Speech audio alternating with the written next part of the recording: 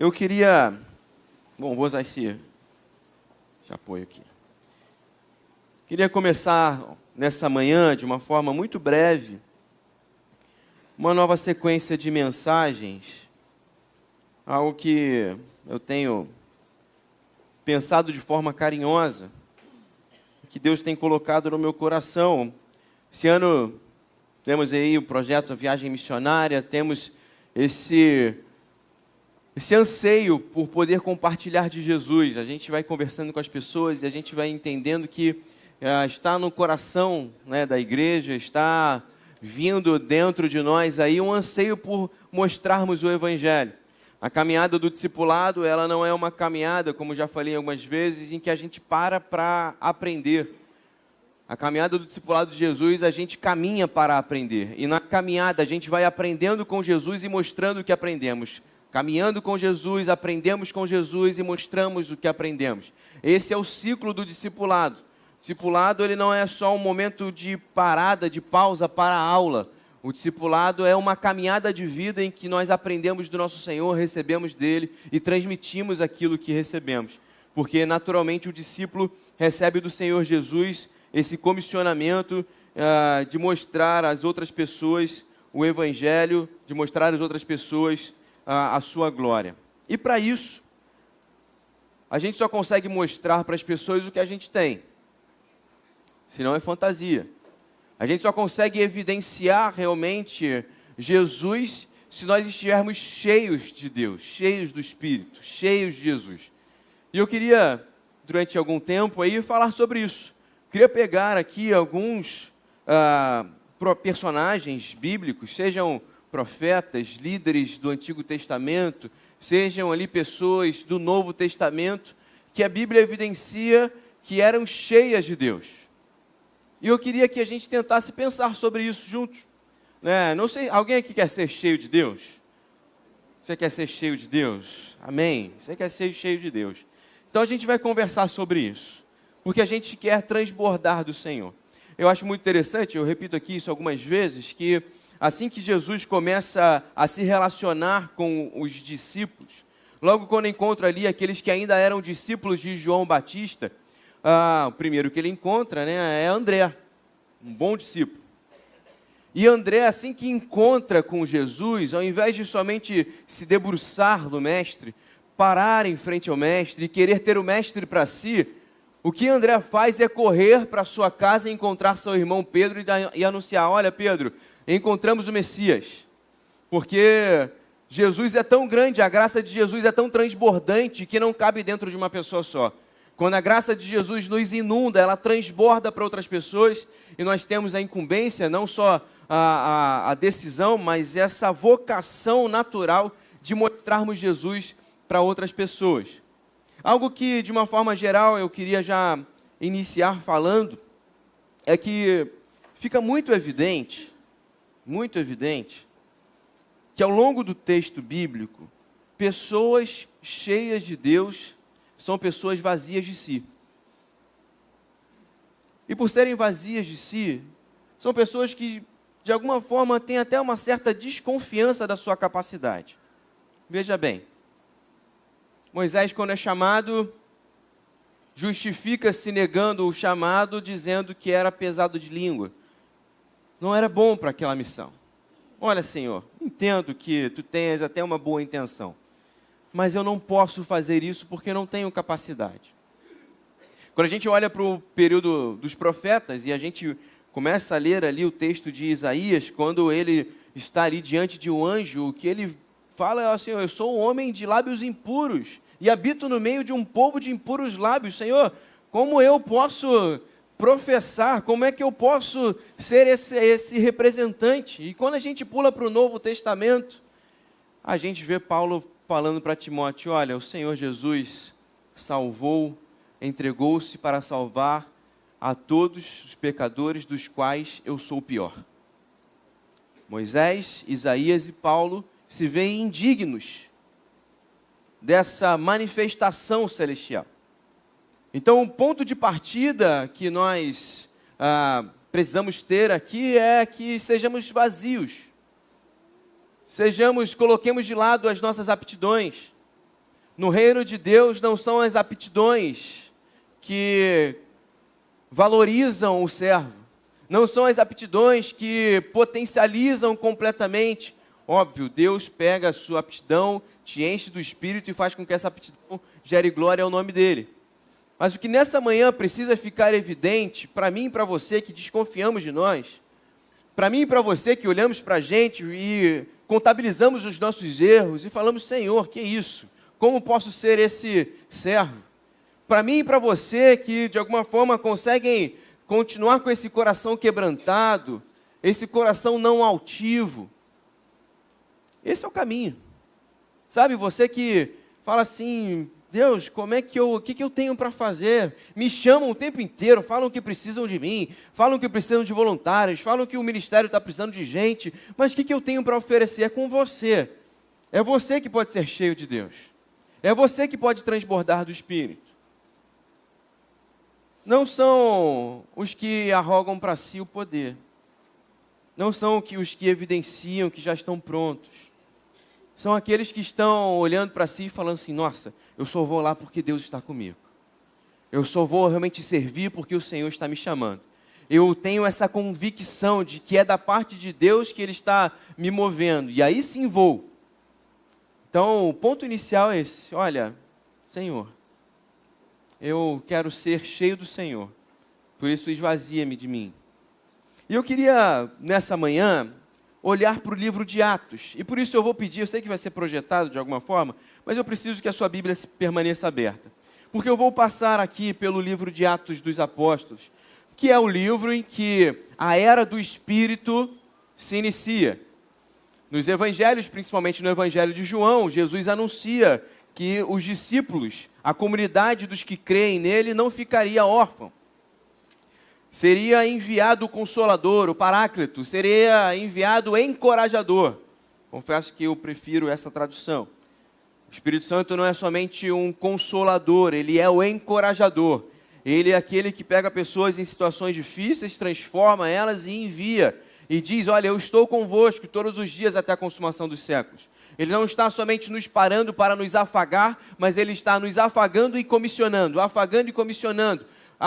nos amenizando as dores do mundo e as aflições e nos enviando para ser manifestação da graça para outras pessoas. Eu quero ler Atos capítulo 13 como um ponto de partida aqui, mas eu vou mencionar outros textos. Atos 13, o último versículo. Atos 13, 52.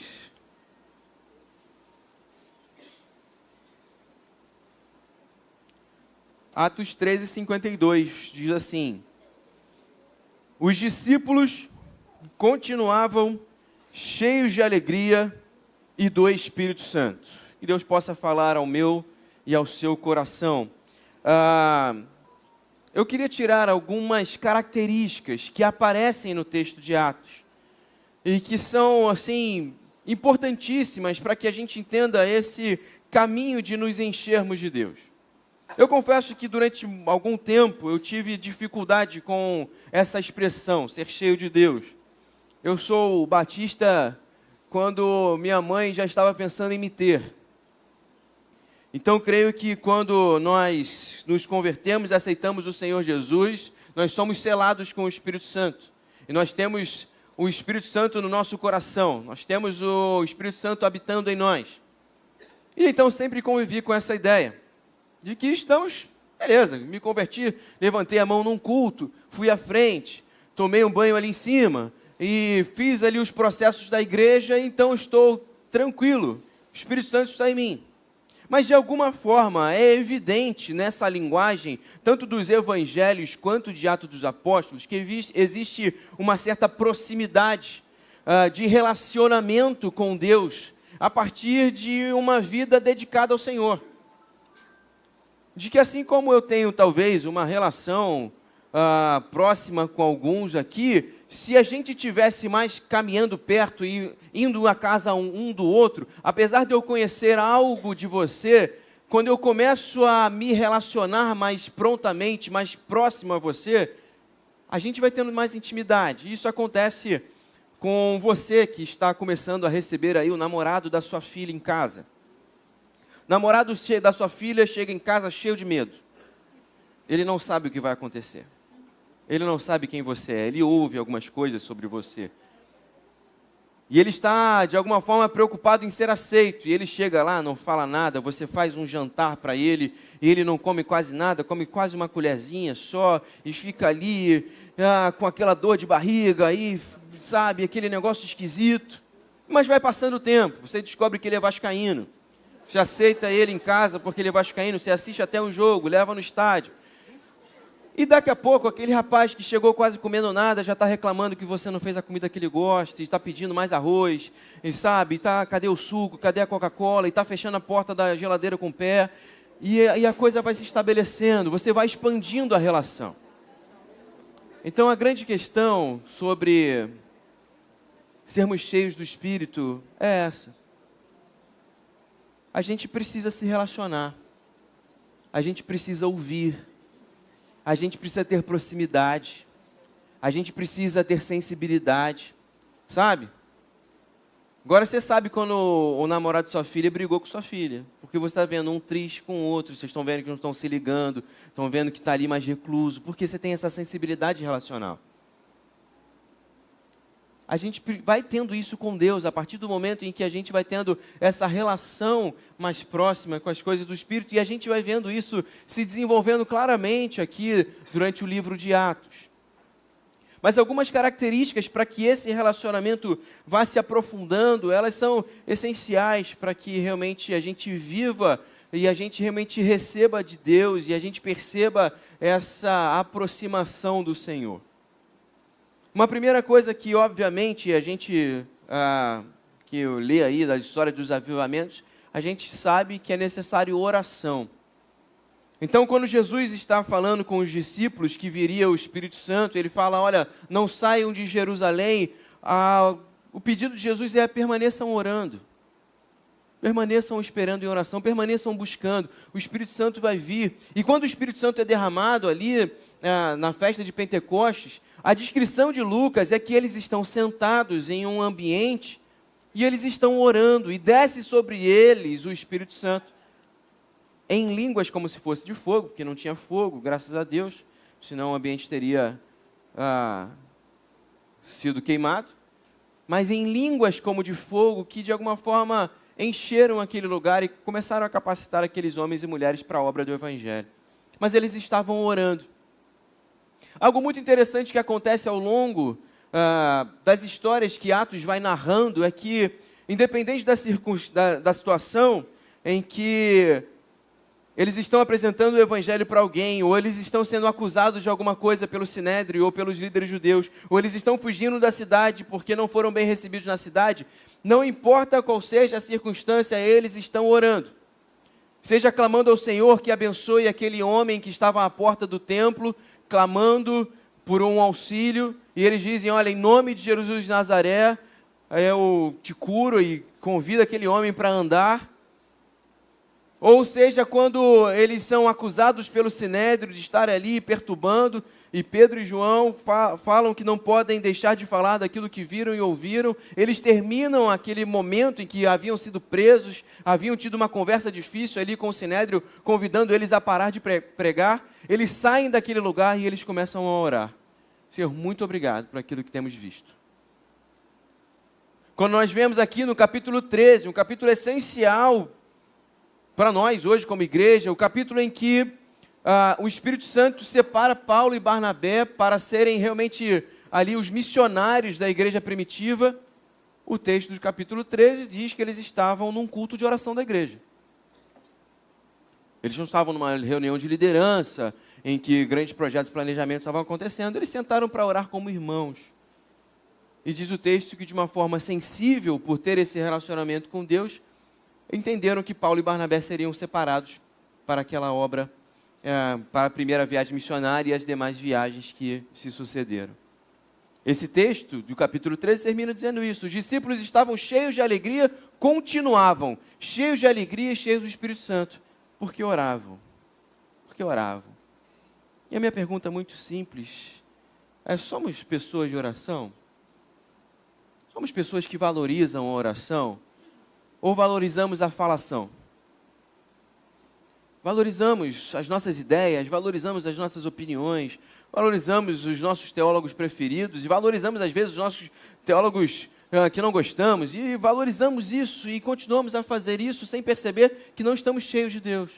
Estamos cheios de nós, cheios das nossas ideias, cheios das nossas personalidades, cheios dos nossos motivos, mas não cheios de Deus. Convite para a gente hoje, nessa manhã, nesse momento mesmo, é fazer como os discípulos fizeram. Vamos orar. Vamos orar. Existem dúvidas sobre o seu chamado, sobre a sua vocação, existem dúvidas sobre o local de atuação, existem dúvidas sobre a igreja, existem dúvidas sobre a família, existem dúvidas sobre a vida. Vamos orar. Vamos orar agora. Feche seus olhos. Vamos orar assim para Deus. Feche seus olhos.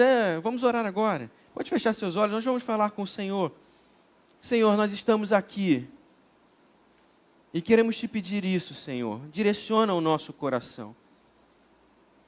Nós queremos ser cheios de Ti, mas por vezes já estamos nessa relação impondo quem somos, impondo o que queremos.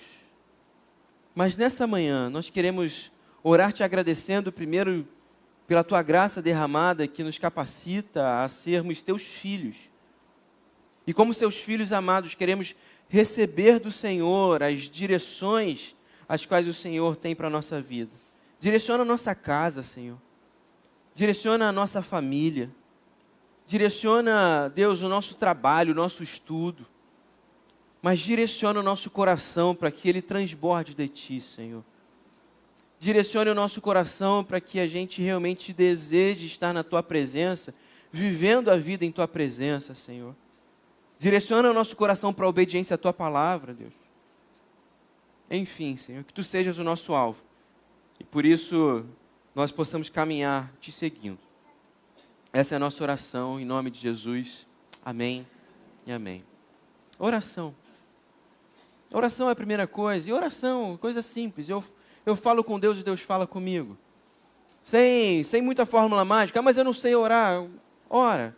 Deus procura aqueles que o adoram em espírito e em verdade, não mais no templo certo, não mais no monte certo, não mais na formatação certa, na religião certa, mas somente aqueles que o adoram em espírito e em verdade. O que Ele está ansiando é que finalmente a gente o busca, buscar-me-eis e me achareis quando me buscareis de todo o vosso coração. É isso que Deus quer.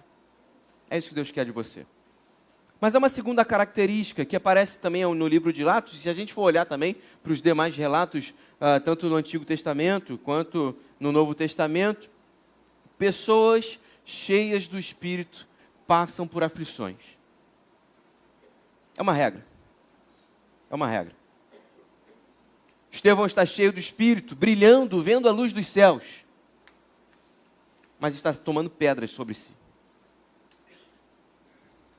Paulo está cheio do Espírito, pregando o Evangelho, mas sendo rejeitado pela igreja de Corinto. Pedro e João estão caminhando, anunciando o Evangelho, mas são presos pelos líderes judeus. Passam por aflições, passam por ações temerárias, passam por momentos difíceis. Nós temos uma complexidade de enxergar isso hoje, porque no tempo em que sucesso é marketing, a gente vai se sentindo vazio de Deus porque parece que a nossa vida não dá certo. Nossa, eu tenho dívida. Eu tenho prestação do cartão para pagar que eu não sei como eu vou fazer. Meu filho anda falando palavrão na escola e a escola está me chamando a atenção. Eu tenho dificuldade no meu trabalho, não estou conseguindo avançar. O pessoal está sentindo Deus falar, o pessoal está rindo aí. E a gente vai se sentindo vazio de Deus porque a gente não tem o sucesso que aparece nas mídias. A gente não arrebata multidões, a gente não anuncia e evidencia aí o CPF de quem está no culto. A gente não carrega multidões atrás da gente que nos ama e nos aplaude. A gente não tem muitos seguidores no Instagram.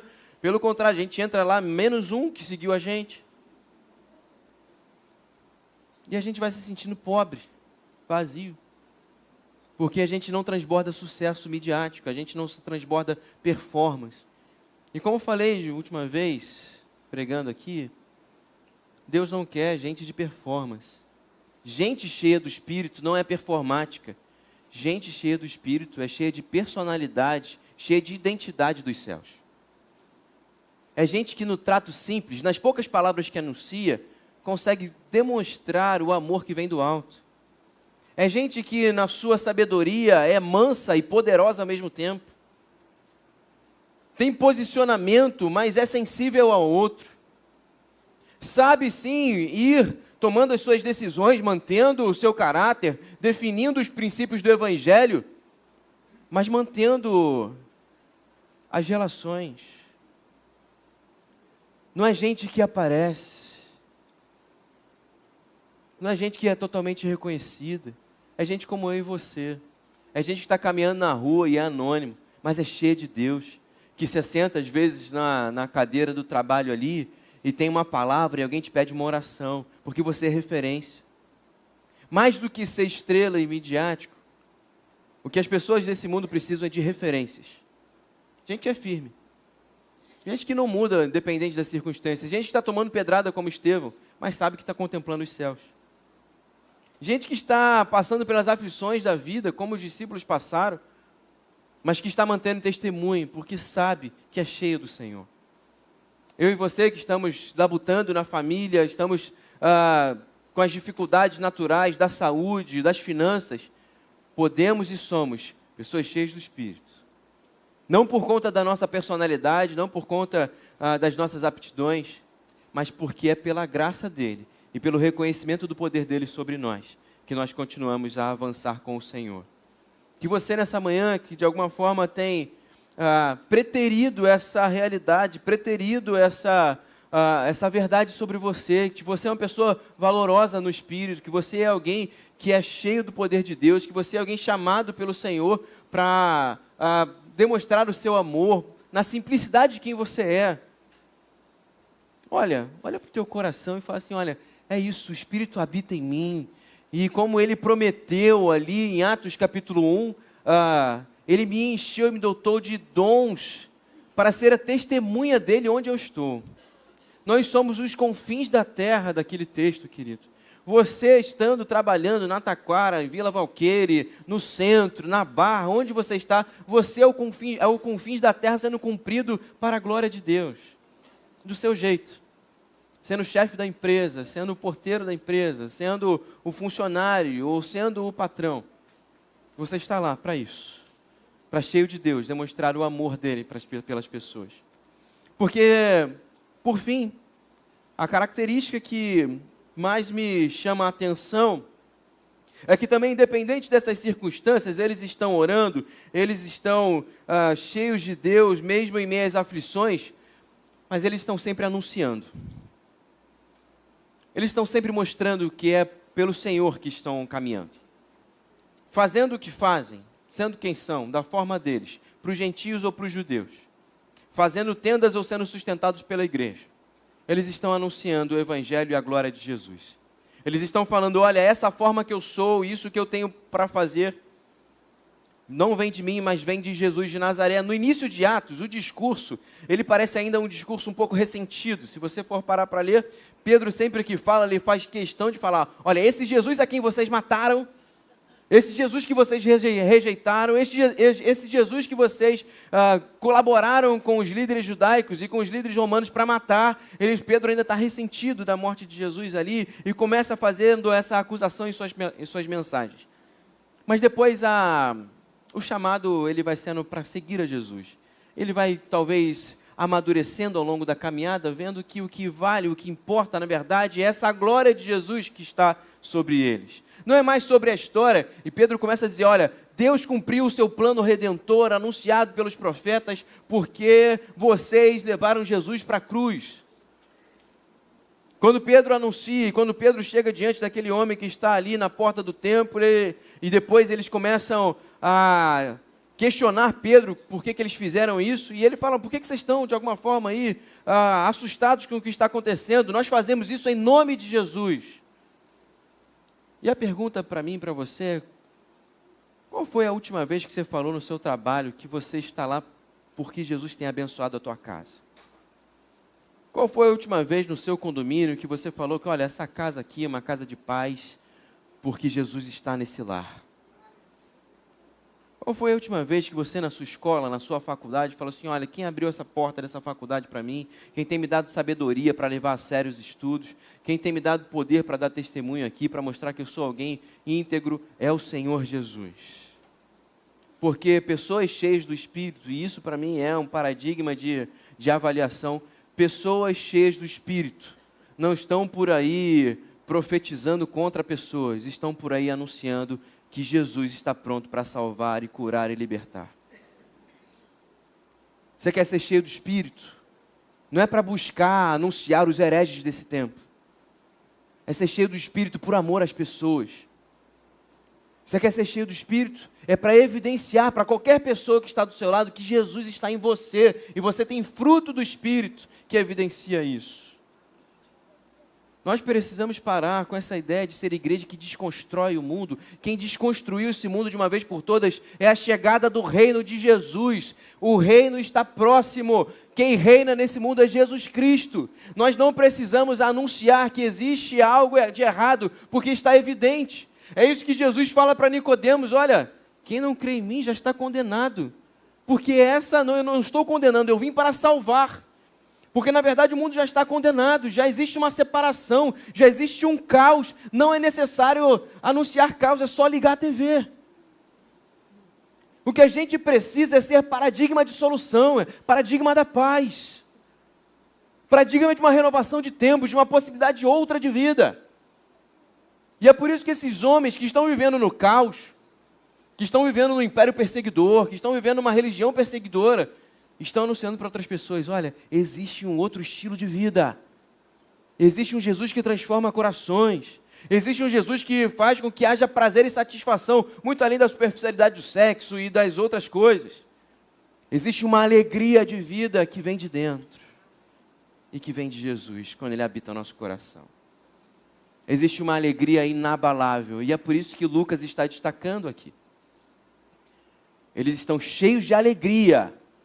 Lucas podia falar um monte de coisa, estão cheios de missão, estão cheios de poder, eles estão cheios de alegria, eles estão satisfeitos com a vida deles. Paulo largou tudo, largou a religião, largou a família, largou tudo e foi para o mar, naufragar e pregar o evangelho. Mas eles estavam cheios de alegria. E a gente está com carro, o carro não é do ano, mas a gente está com carro, a gente está com a casa, e a gente está pagando a escola, e a gente está insatisfeito com a vida. A gente olha e fala: meu Deus, parece que não avança nada, porque a gente está apegado, preso às coisas desse mundo, querendo que Deus nos encha para dar mais força ainda para conquistar coisas para nós. Às vezes a gente quer ser cheio do Espírito, não para que seja evidenciado através de nós a presença de Deus, mas a gente quer ser cheio do Espírito, para que de alguma forma as bênçãos venham sobre nós. E não é isso que o Evangelho e o que o livro de Atos nos mostra.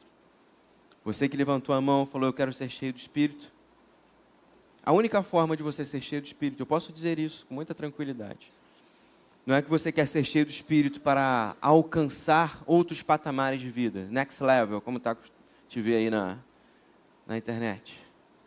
Você quer ser cheio do Espírito, que você está se sentindo ainda carente de mostrar mais ainda da glória de Deus na sua vida. É para os outros. Eu quero ser cheio de Deus, não para mim, não para benefício próprio. O benefício maior que eu preciso ter, eu já tenho. Sou salvo pela graça. Sou redimido no sangue de Jesus. Ele habita meu coração, Ele me enche de propósito. Isso eu já tenho. Agora eu preciso me encher dEle, para que seja cada vez mais evidenciado a partir de mim a sua presença, a sua glória e o seu reino. Que sejamos uma igreja cheia do Espírito. Que sejamos pessoas cheias de Deus. Que sejamos esvaziados de nós. Que sejamos cheios dEle. Porque só podemos isso por conta desse sacrifício que iremos relembrar nessa manhã. Sempre foi sobre o que Jesus fez. Sempre foi sobre o reino e a glória dEle. Nós somos servos inúteis para a glória do Senhor. Vamos orar? Senhor, muito obrigado, porque nessa manhã Tu tens nos chamado para isso, para nos encher. O Senhor que é todo-poderoso e gracioso, o Senhor que é santo, quer ter intimidade com pessoas limitadas como eu e como meus irmãos. Glórias ao Teu nome por isso. não somos dignos, não somos capazes, mas reconhecemos nessa manhã o teu precioso e grandioso amor por nós. E por isso queremos, como filhos, dizer: Senhor, nos enche de ti. Quebranta o nosso coração, limpa o nosso coração, transforma o nosso coração. Nos ajuda, Deus, a buscarmos ao Senhor, não somente para benefício próprio, mas principalmente, Deus, para que através de nós, vasos de barro, a tua glória seja manifesta e o teu nome seja exaltado. Nós te pedimos isso no precioso